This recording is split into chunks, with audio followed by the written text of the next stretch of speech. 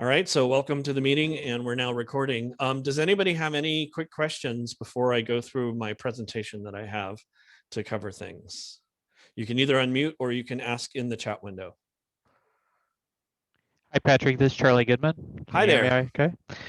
So I know I saw a brief response to the email, for first post last night regarding the championships. Can you kind of give some detail of, how we're going to handle these qualifications and kind of what the next step in terms of our region is going to be? You mean for things like going to the World Championship and stuff like that? Well, just for like our region And stuff. for Are we our going to region. do? So it doesn't affect anything in our region. We will continue Okay. with the season that we had planned. In terms of the regional events, we'll continue to run all of the qualifiers. We'll continue to have a regional championship. The only way in which I can think of at this point that it might affect things, if all of a sudden a bunch of teams say, we're not going to compete this year at all. Right. And Right. so if we have a bunch of teams that drop out such that our events don't have enough teams to be viable, we might have to switch some people around or do something like that. But other than that, it's our plans are to continue as we had been, all the way up to and including having a good sized regional championship. Okay. I haven't announced this officially yet anywhere, but I have permission to run 2 regional championships. Whether or not we will may or may not happen. One remote, one hybrid. So because of the team mixture that we have in North Texas and the number of teams that we have, it is plausible that we could end up with 2 regional championships. It may be that we don't have enough teams to make the hybrid event worthwhile, to make it workable. But we're still working on that. We have to wait and see how the registrations show up. But at the end of the day, there will be a regional championship. It will take place in May, mid-May, either the 15th or the 22nd are the dates that we're looking at. And we will have qualifiers that lead up to those events. What happens after that? I can't say with any certainty at this point. I expect there to be some news coming from First in Texas in the very, very near future. Like, I would be surprised if we got to the middle of next week and we haven't heard anything. So we'll know more about that, I expect. Okay, thank you very much. You're welcome. Any other questions or comments? There's a question that came in, state championship. I can't speak to state championship. That will have to come from First in Texas to see how they're reacting to the news from First headquarters. I don't know how much of a heads up they had for the announcement that came from First headquarters. The partners like myself, I learned about it the day before yesterday's announcement and was told you can't say anything about it. So I don't, how all of this might affect the state championship, I can't say at this point, but I'm hoping we'll have some more answers soon. Any other questions? Until then, we're going to have a really good season. All right. I will go ahead and I'm going to share my screen with the slides that I'm planning to use for this. There we go. And so forth. So this qualifier that's taking place on Saturday and through next week is the FLYSET FTC remote qualifier hosted by FLYSET. Our event host for this is FLYSET, and that is Fang Wang, who has been leading that up for us. And if you're on the call and you want to say anything, please do. Okay. Hi, everyone. Welcome to this qualifier. We are excited to have you competing here, and my team already competed earlier in the remote qualifier. It's actually a lot easier than the actual one. You don't have to get up really early, like 5 or 6 o'clock in the morning trying to get to the site. So we are open in the 8, or team is coming in the 9, and you have a full week to submit the matches. So I think it's a lot relaxed than the normal one. So we wish everyone good luck in this qualifier. Cool, thank you, and thank you for hosting it. So the hosts help run the meetings on the day of the event. They help find the volunteers that we need, the judges, and they help run the meeting and go through the mechanics on the day of the event and make my job as a partner a lot easier. So I'm really appreciative to them, and I have to agree 100% with what she said. It has been really interesting as a partner, as a person putting on events this year, to get to 5 o'clock on an event day and go sit on my couch and say, wow, like we just finished a qualifier and I'm home, because usually, you know, you're packing up equipment and you're doing all sorts of other things after working. So as much as I would love to see robots competing in person, I am appreciating the benefits of the remote format. The first thing is that if you have any teams or team members that need an accommodation due to disabilities or anything like that, we're really committed to making sure that that's there. So if there are special accommodations that we can provide that would help your team members get more out of the event, please let us know for that. Our agenda for tonight, we'll first go over what Saturday's schedule is going to be. We'll talk about and show the FTC scoring portal and how that works. We'll talk about what judging materials we need your teams to submit by Saturday. Technically, the deadline is tonight, but you can submit after tonight's deadline if you need to. The different components that need to be done, how the Zoom meetings will work on Saturday, our overall judging process, and matches things that are there. So, and then FLYSET also has a special event taking place on Saturday, which we'll talk about a little bit more. Fong, as I'm doing this, if you have anything that you want to interrupt with or add as I'm going through the agenda, please let me know. Or if you want to do the whole agenda, you can, but I'm used to doing it by now, so we can. Yeah, please go ahead. Thank you. All right, I'll be glad to do it. All right, so the schedule for Saturday is the Zoom meeting will open at 8 o'clock. So in your FTC scoring panel, there's the link for judging sessions, and I'll show you where those links are in a little bit. That will take you to the Zoom meeting. It's one Zoom meeting for the entire event, and that meeting opens officially at 8 o'clock. The meeting may actually open up a little before 8, but we commit that by 8 o'clock it's there. Judging for teams will take place from 9 to 11:45 in the morning, and we'll talk about the schedule for that here in a little bit. We have a designated lunch break from 11:45 to 12:45. Starting at 12:45 is an opening ceremony in the main room of the Zoom meeting. And that's where we'll introduce the event. We have a number of different videos to present, some welcomes to make, some acknowledgements to make, and that will last up until about 1 o'clock or so. From 1 to 1:20, we've designated as a driver's meeting. Our head referee for the region, Emily Esch, will be there to go over some of the important scoring rules and robot rules that you want to be aware of when you're running your matches. And it's also an opportunity to be able to ask questions of Emily in the forum so that people can get clarifications about different rules and things like that. And then in the afternoon, there will be follow-up interviews, which I'll go over the follow-up interviews in a little bit. And that takes place from 1:30 to 2:45. And then there's a special event that FLYSET has put together called the Scavenger Hunt for Robots. And when we get to that section, I'm curious to find out what that will be. All right. So the scoring portal is where most of these things, where it's your control panel for the event. It's your starting point for the event to find all of the information that you need to know. All of you, if you go to ftc-scoring.firstinspires.org, and please do this soon if you haven't already, when you get there, you'll see a list of events that your team has been registered for that we have you in our system for. And so the FLYSET event should appear there. You can see in the example that's here for TechnicBots that it shows the events that they were competing at thus far.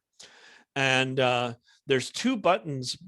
You'll see FLYSET there, and there's two buttons there. The Play Matches button is the one that you will follow when you are playing your matches and want to score your matches. And the Judging button is the one that you'll need to use between now and Saturday.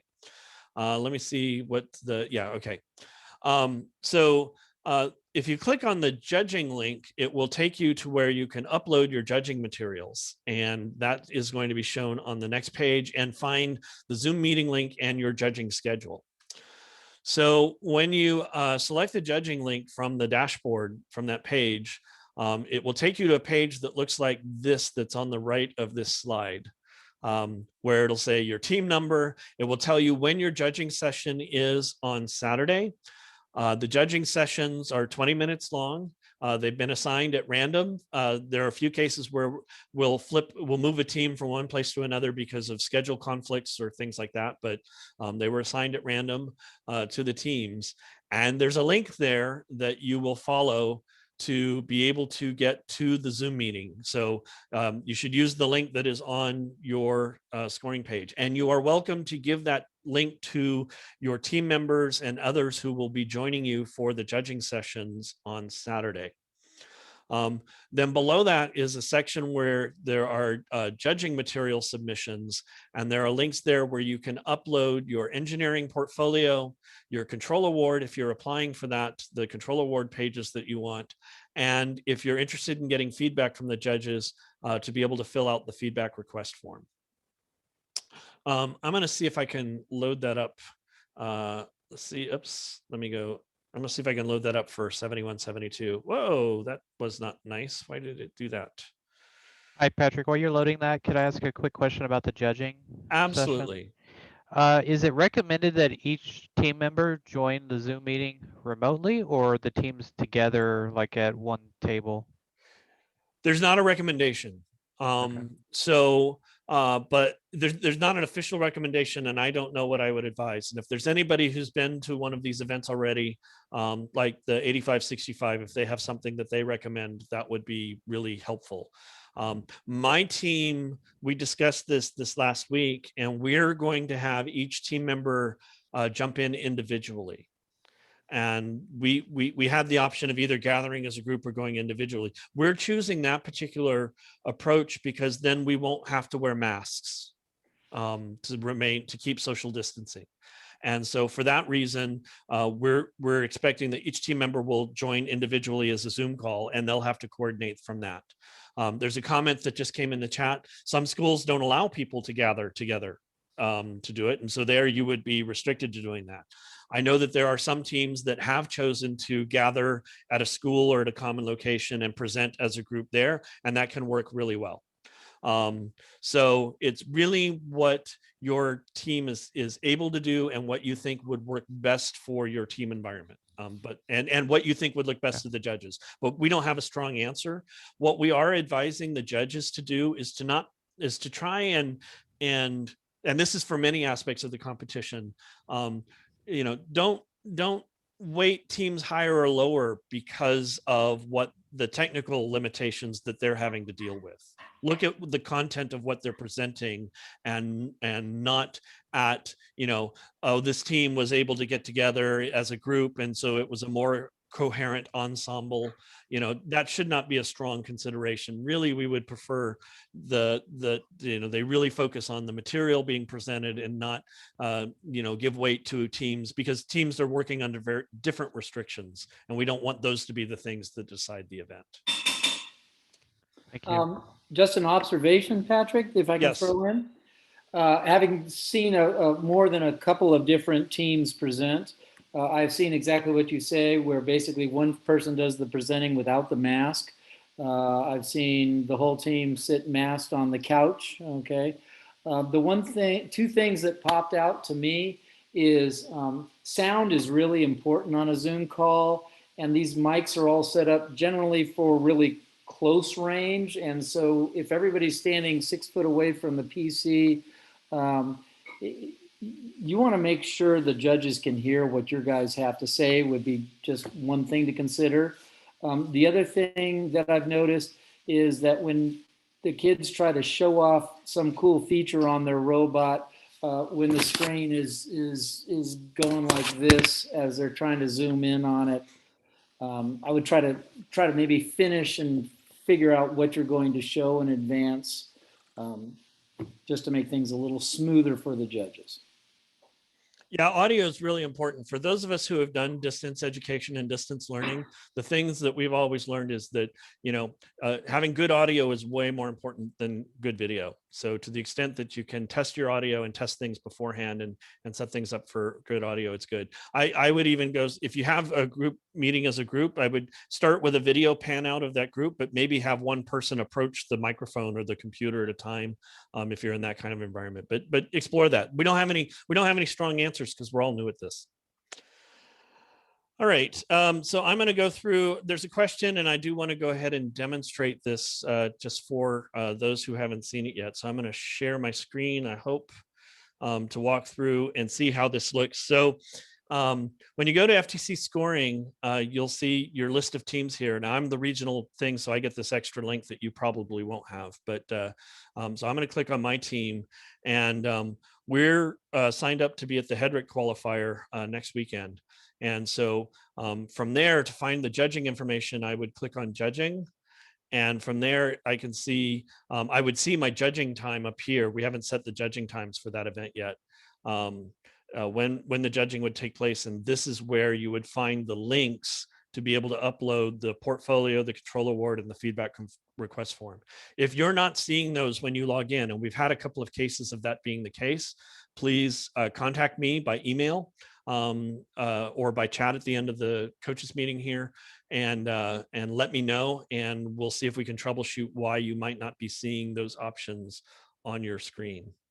When you're doing the engineering portfolio upload or the control award upload, you're just basically uploading PDFs, and I'll go through some of those here in a second. I've lost my chat window, so let me find my chat window.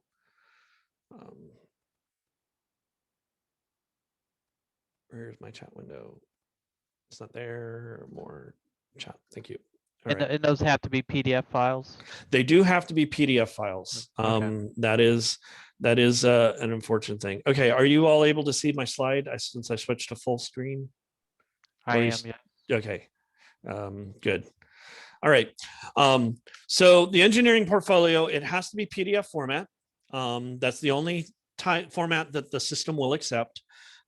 You are limited to 15 pages plus a cover page, and that's new this year. So if you've competed in previous years, you know we had the engineering notebooks, which for some teams were the 2 or 3 folders with hundreds of pages in them, and for other teams were the couple of sheets of paper that they did the night before. But now there's an upper limit on the engineering portfolio of 15 pages, plus you can have a cover page. It is important that at the top of the first page, whether that's a cover page or the first content page, you must have your team number. You must have your team number there. Otherwise, the judges are technically not allowed to look at your notebook. Last week, we had somebody go through and look very quickly at all the portfolios and let teams know in advance that if they didn't meet that requirement, we may or may not be able to do that this time. First recommends that you go ahead and put your team number at the top of every page. It's just nice to see that. For more details about what goes in your portfolio, that's in Game Manual Part 1, Section 9.3, and we've had a couple of chat clinics on it in the past that you should be able to find online. So that's for the engineering portfolio. Any questions on the portfolio before I go to the next section? And that can be submitted before just the Saturday. I know it's going to be late, but so the deadline, the soft deadline is tonight, but you can submit it anytime before Saturday. You can resubmit. So if you submit something now and your team comes up with a better version, then there is an option to upload a new one, and the new one overtakes, as far as the judges are concerned, the old one. You'll be able to see all the versions that you uploaded, but the judges only ever see the most recent one. And anything that's submitted after midnight tonight will have a little late notation on it. That's just something the judges can use to in considering, you know, how well a team was prepared for that. At our previous events, it's not been weighted heavily at all, or even considered, I don't think, about whether it's late or not. But just know that that notation exists. It may show up later in the season where judges become sticklers for it, but so far that hasn't been the case.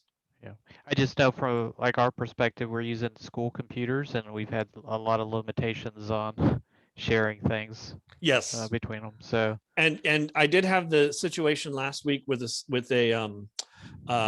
team who could not upload the PDF from their school computers because of school upload restrictions. And so if that's the case, if you can email it to me, I will do my best to get it in and to make sure it's properly noted. And I'll make sure that it gets to the judges for sure. But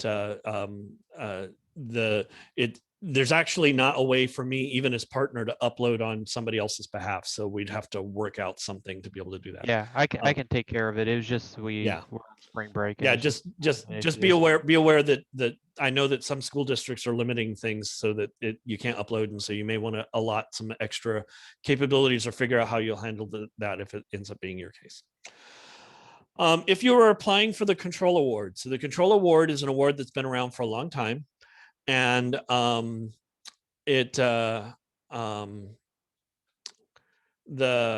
sorry, I got distracted for a second.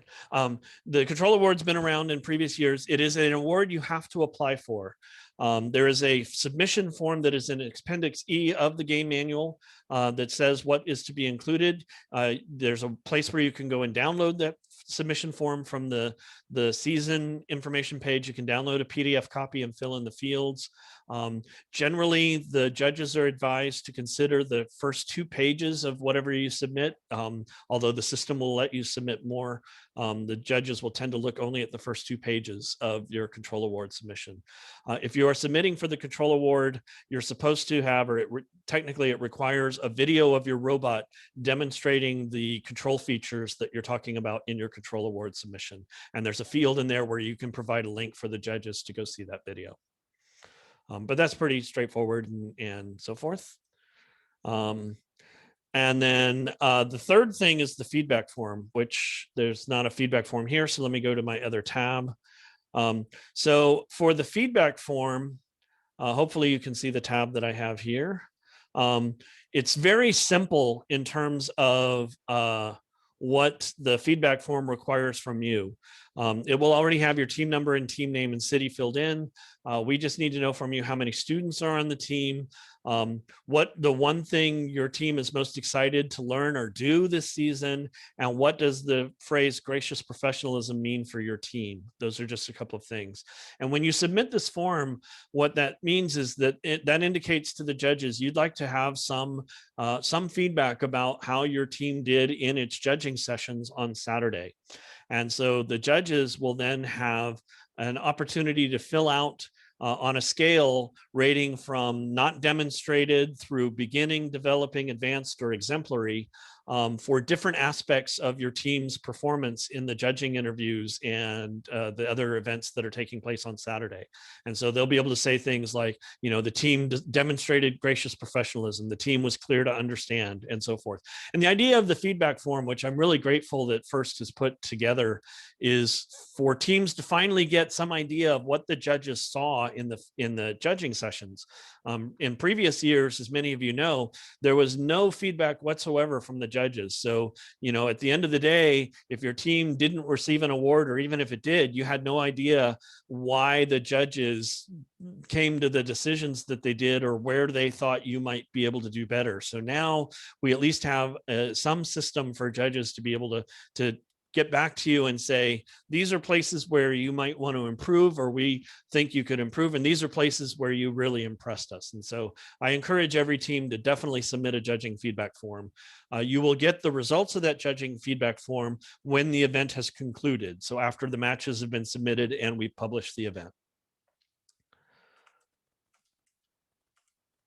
And I've lost my thing here, so let's just go back to that. Patrick? Yes. There's one team, 15048. He cannot see any judging button. He can see the play matches button. Have you seen this before? I've seen something like that, and I'd like to go ahead and go through my presentation, and if they'll wait, then I would like to troubleshoot that at the end. Okay. All right. All right, so Zoom logistics. So there will be a link for the Zoom logistics. And when your team members join Zoom, when you join Zoom on Saturday, there will be a large number of breakout rooms. And Zoom has this feature called breakout rooms where different Zoom meeting participants can go into their own little separate room space. And the way that we're doing judging this season, and it seems to work really well so far, is that when you join the Zoom meeting, every team gets their own dedicated breakout room. And so what most teams do is their team members show up and then they instantly jump into their breakout room. Since you're in Zoom now, there aren't any breakout rooms created. I might create one here in a second. But when you go into that breakout room, your team members will generally be the only people in that room. And we're doing it this way so that you have time to set up your breakout room, to make sure all your team members are there, to coordinate among yourselves, to be prepared for the judging. If you've been to an event in previous seasons, you know that the typical way First Tech Challenge events work for judging is that there's a set of judging panels. Each panel has its own room and teams cycle through the panels. Instead of doing that, we have the panels cycling through the teams. So when it's time for your judging interview to take place, the judges who have been assigned to judge your team in the morning will come to your team's breakout room to do the interview. So you can set up in the room, you can have your team members ready to go. If your judging session starts at 9:50, then at 9:50 or thereabouts, the judges who are going to be judging your team will show up in the room, they'll introduce themselves, and they will let the judging interview begin. We do ask, the rooms are open. We don't have to assign them. They're not password protected. They're not locked in any way. So it is possible for team members to go from one breakout room to a next. Outside of judging, if two teams decide they want to meet to talk to each other, maybe you want to share ideas, share information, then it is possible for you to use one of the breakout rooms for doing that. We also have a specialized pit breakout room that is open for anybody to join at any time. So you can have a discussion there. So they are open. You can go into another team's room, but you should not do that during their judging session, unless it's clear to you that you should be there for some reason.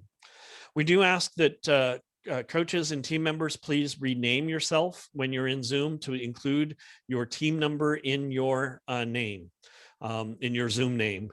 And there's a button that's available to do that where you can go rename yourself. If you put your team number in your team name, that helps us direct people to the right place and make sure that you know where the people are in the place they're supposed to be. There will also be some people in Zoom who are designated as event staff or meeting hosts.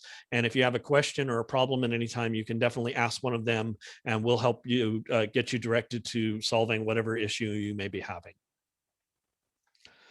The judging process in those breakout rooms, each team has a specific judging time slot, and that's listed in the FTC scoring portal. You have your own breakout room, you connect there. We recommend that you get your team members to connect well in advance of your time slot. If your time slot is 9:50, you probably want your team members in the room, certainly no later than 9:45, 9:40 or so, just to do that. Use that time to do things like microphone and video checks among your team members to make sure that all of those are working, so you're not using up your valuable judging time dealing with technical issues. When team members connect to Zoom, if you can't get into your breakout room, the meeting hosts will usually say, hey, we can help you. We can send you an invitation to the meeting room, breakout room or whatever. And the judging panel will join. When they join, there's a total of about 15 to 20 minutes that we've allocated for judging. Towards the beginning of that period, the judges will give you up to 5 minutes of uninterrupted time when you can do a presentation of some sort. You don't have to have a presentation, but many teams like to have a presentation. They will be limited to 5 minutes. The judges are instructed to cut you off at 5 minutes and to end the presentation so they can start questions. If you do a presentation, it does need to be live, so not a pre-recorded or canned video that you've created with your presentation. We do want it narrated live. We do want the team members actively presenting it during that time and not just a video for the judges to watch. It is okay to do things like share your screen or have some pre-recorded video clips to demonstrate the topics that you're doing. It's okay to do things like PowerPoint slides or Google Slides or things like that if you want. At the end of the presentation period, the 5 minutes, the judges will then take the remaining time to ask questions and interview the team. And we really do like it to be more of an interview as much as a question and answer session. So they'll ask questions based on what they saw, based on the criteria that they're looking for awards and things like that.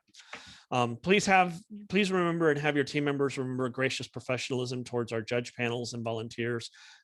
They're giving up their Saturdays and in some cases their Fridays and Saturdays to be here, to interact with your teams, to help them, to give the teams a chance to explain and show off what they've done and to give recognition for what they're doing. And so please show gracious professionalism to the judges and the rest of our volunteers, because we'd like to have them back as judges at future events.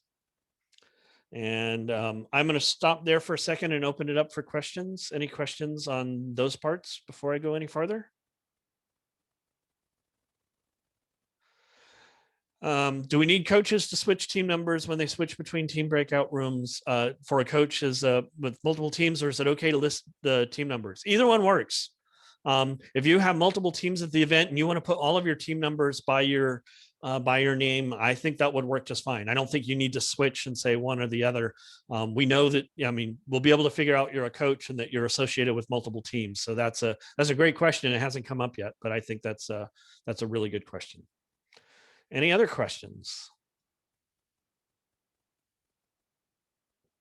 Okay, I'm going to move on here because I want to try and finish and save time for more questions and not keep you here all night. I know you have teams and other things that you need to do. Follow-up judging. So the judging that I just described is what takes place in the morning from 9:30 to 11:45. The judges are broken up into panels or divided into panels, and they go through and do interviews. And then starting at 11:45, or when that first set of interviews are done, they begin meeting as a judge group to start picking out who they think the teams are likely to be who will be winning awards. And they have to start comparing notes from the morning interviews among the different panels, looking at the criteria, looking at the portfolios, figuring out which teams they want to do. And then they will come back for follow-up interviews in the afternoon. The follow-up interviews take place from 1:30 to 2:45 in the afternoon. This is a chance for the judges. They will regroup and reform into new panels that are looking at specific aspects of different awards. And they want a chance to go and look at a set of teams in the context of different awards that the team might be considered for. So we want them to have an opportunity to compare notes and then decide who they're going to talk to in the afternoon.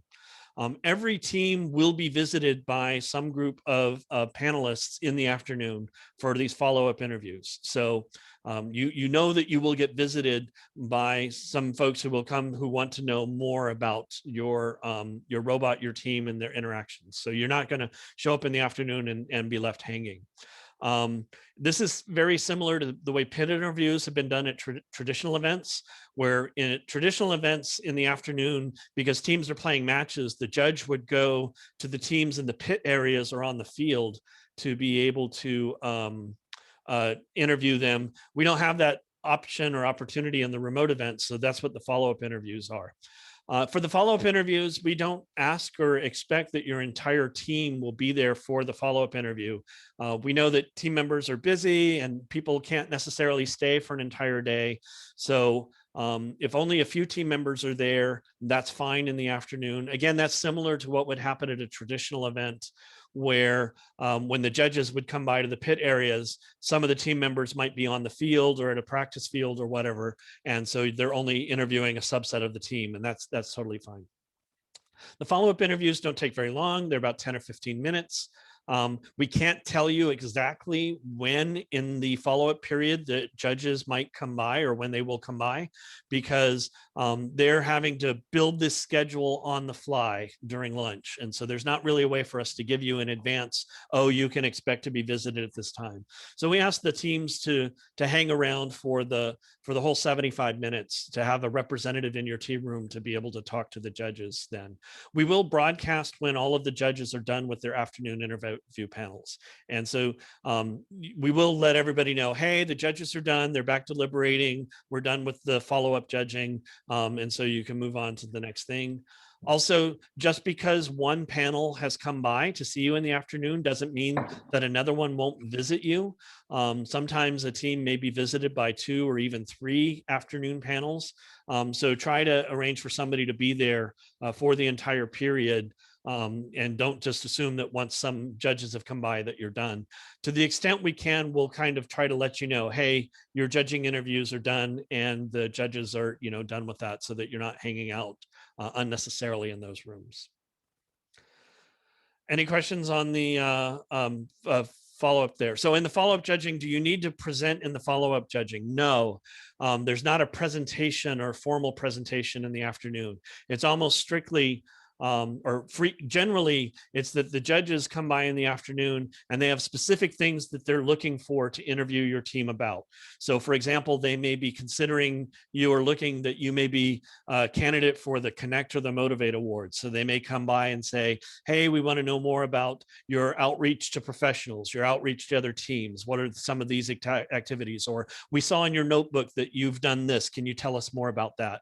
Can you show us more information or get into more detail? Because the morning interviews are short. They're only about 15 or 20 minutes, and the teams and the judges need to cover a whole spectrum of things. So the afternoon interviews tend to be more focused and more led by judge questions than what the teams need to do. How many questions will qualify from the March 13th qualifier? I think that's the question. It's my intent that every event qualifies or advances at least 4 teams. So I would suspect that would be the same for this one. Certainly this event seems to have a number of teams that is right in line for a 4-team advancement. I think that was the question that was being asked. Any other questions about Saturday? There's also a follow-on event, and I don't know if we have a slide for it or not, but let me see real quick. Yes, there is one here. There's a special event on Saturday that will take place at 2:45. And Fong, if you're on, can you describe that? Yeah, sure. So this is the event right after interview time, about 45 minutes. The idea here is to promote more interactions between the teams because we are on the qualifier. So tomorrow, when I send out the reminder email to all coaches, we will give you a Google Form link so each team can submit indicating 3 features on the robot for other teams to hunt for.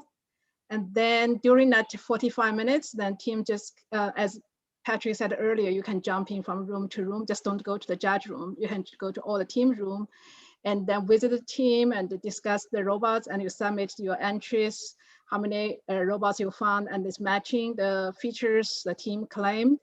And then we find the top 5 team with highest number of robots. And this event is sponsored by GoBuilder. So you will receive a $20 gift certificates to buy parts on their website. So more details will be in the email tomorrow. Cool. I'm looking forward to this. I always like it to see. I mean, one of the things one of the features of FTC that is hard to duplicate in a remote event is that team-to-team interaction. And so I'm really glad to see that UT Dallas had an event afterwards, and FLYSET is doing one here with the scavenger hunt, so that you can really get the teams to interact, because you learn so much just by talking to other team members from other teams and seeing their robots and what they can do. So thank you very much for arranging that. All right. Play matches.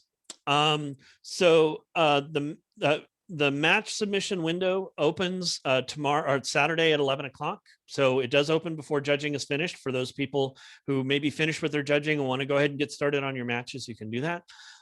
They need to be submitted by Friday the 19th at midnight, 11:59 p.m. as we say. So you have until Friday, the following Friday, to submit your 6 matches. You will play those matches according to normal time constraints. There's lots of video and resources on the web to show how the matches get played. And if you need some more information about that, please contact us and we will get it to you. When you are doing match play, just note that there's not an ability to replay a match except in cases where clearly there was a field failure, like a tower goal fell over into the field, or one of the field walls fell over, or something, like that. But just because a robot malfunctions, or a ring gets jammed in your robot, or something doesn't work the way your team wanted it to, that's not justification or a reason to rescore or replay a match. You play the matches as they occur, just as if it was in a traditional event. So if you have any questions about that, you can contact our regional head referee, Emily, at the address that's given there. And to answer the question that was, the questions that were there, match scoring opens on Saturday at 11, and match scores are due by the end of the 19th. For the awards ceremony and results, because we don't have the scores for everybody until the 19th, and it's been our experience that there are often a couple of minor issues that we need to resolve before we can do it, we expect to announce awards on the 21st, which would be this week from Sunday. I'm considering doing award announcements a little bit earlier, but for right now, we're just going to say we'll do it on the 21st. And that's when everything gets published. So until the awards are announced and we publish the event, you won't be able to see your team ranking relative to other teams or how other teams have scored unless they happen to share their scores with you through some other channel. But it's not possible to have like a live update of scores. And the reason for that is because that would give an unfair advantage to teams that submitted later.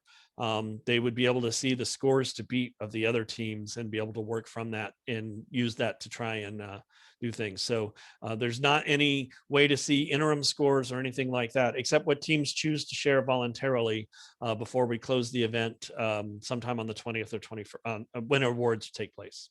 And as I mentioned, 4 teams, I expect 4 teams to advance from this tournament to the regional championship. Depending on schedule changes, that number could increase, it won't decrease. It'll be at least 4. All right, so that covers all of the slides that I had, and I'll just open the forum up for questions or if anybody has anything to add. Patrick, did you mention about the consent form? There's an earlier question about the Texas. I didn't see the message about the consent form. So let's see. Very early, asking where to submit. Is submittable? Yeah, so the consent forms, there are 2 sets of consent forms. So the consent forms that come from FIRST headquarters that you have everybody do on the FIRST Inspires website, you don't need to upload those separately for the event. The fact you are responsible and you actually had to click through approval on the FTC scoring site that said you commit that those forms have been filled out and are valid. And that they're on the FIRST website. So we as event organizers don't need to see or handle your consent and release forms. You just need to make sure that those are in with FIRST. For FIRST in Texas, when you've collected the FIRST in Texas consent and release forms, those need to be put into a PDF format, scanned into PDF, or they accept a variety of formats and sent to submittable, which submittable, there's a link in the document that I sent out, and there's a link in the welcome letter where you can go to submit those forms. And you only need to do that once per season. Once you've got that done for all of your team members and your mentors and participants in the event, then you're in good shape from there. Let's see, how many teams are competing? There are 19 teams competing, and I'm going to give you all a secret heads up for this, just so that you can know and you can start to share with friends and other competitors and whoever else you want about how you can find out which teams are at an event. So if you go to ftcevents.firstinspires.org 2020 USTXNO NOQT2, that would have been the Alito qualifier, which was held last week. You can see what teams were competing at the Alito qualifier last week. Oh, I'm sorry, this is the UT Dallas qualifier. What teams were competing at the UT Dallas qualifier last week? So if you change that last little 2 to a 4, which is the name of the event, then you can find out which teams are competing at the FLYSET qualifier. So that you can see that there are 19 teams competing, and there's the list of teams. And so if you know the event code, which is listed on the FTC scoring pages, and you can kind of guess the event codes based on the format I've got here, you'll be able to see which teams are currently assigned in the system for each event. So there you can get a list of teams. And it was asked to post that in chat. So here it is in chat, and somebody beat me to it. Great. But that'll be true throughout the season. So as we put teams into the event scoring system, whether it's a hybrid event or a remote event, as we start putting teams into that system, that's how you can go find out what teams are at each event. I just found that out this week, and so I thought I would share it. Any other questions?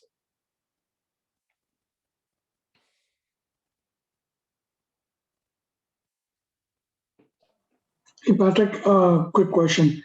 For the teams that are likely to submit their portfolio after the deadline,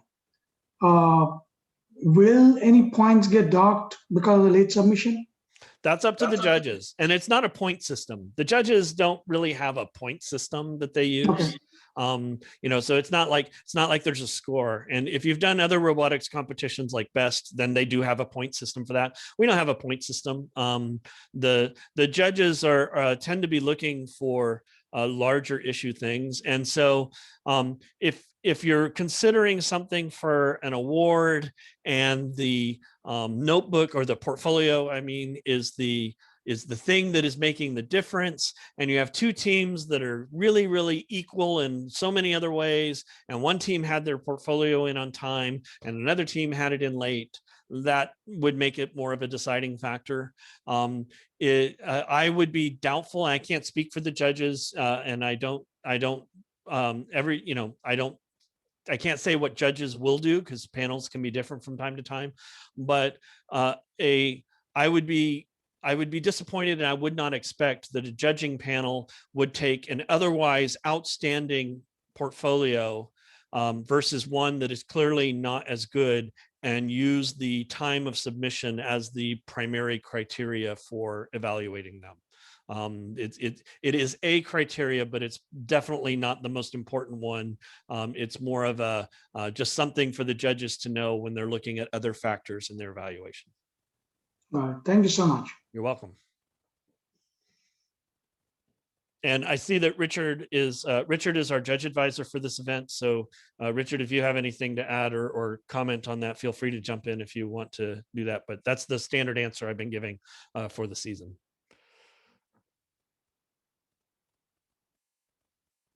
Any other questions? Okay, well, it's 50 after. We ran a little long because I got started late because I had another meeting that ran long, and I apologize for that. If you do end up with any other questions, we're going to be on for another 40 minutes or so as part of our standard chat clinic, where we'll open it up for things about more than just the event, but technical issues or other things that people want to ask for contest preparation or anything like that. But I'll go ahead and conclude the judging meeting now. I will say that we're really looking forward for all of you to join the event, and we appreciate all that you're doing for your teams and putting in. Yes, for that one team that was having issues with the judging session, I'll see if we can maybe find out what's going on there and why you couldn't see your judging and so forth. We really hope you all have a good time. The previous remote events, I think, have gone really well, and the feedback we've been getting from them is that they're really worthy and worthwhile for the teams, and that they're all having a good experience. And we really want everybody, as really is the point of FIRST, is to enjoy, to be able to have a lot of fun and learn a lot in the process of building robots. I see that Richard, I see you're there and you're unmuted. Did you have anything to add? No, I think really nothing much to add. I think Patrick, you got everything covered well. So I think just to answer the question, whether there will be points taken for a late submission, I think Patrick was absolutely right. So far, I think for all the events, really no team was kind of disqualified for any award consideration just because they submitted their portfolio late. But again, I think it's always a good thing to encourage your team to be on time. I think it's a good habit. I think regardless. Right, and it's good and it's really good. It's a good habit, and it's really good preparation, right? I mean, the teams that have all the materials on time are just going to appear to be more prepared than the ones who don't. So. Any last chance? Any other questions as part of the coaches meeting? If not, I'm going to end the recording here in a second. Thank you all for joining. Please feel free to stick around. Please stay around for the other ones. The question came up, will the presentation from the session be posted somewhere? Yes. If I have time later tonight, I'll post it tonight. Otherwise, tomorrow morning, it'll be out on YouTube, on my YouTube channel, and you'll be able to find the link to it from the FTC scoring website. There's a place where we put announcements at the top of that. So you can always go to the FTC scoring website and you'll see the latest information we have and have published there, as well as email communications that we may send out to you. So thank you again for joining, and I'm going to end the recording part now. See you later. Patrick,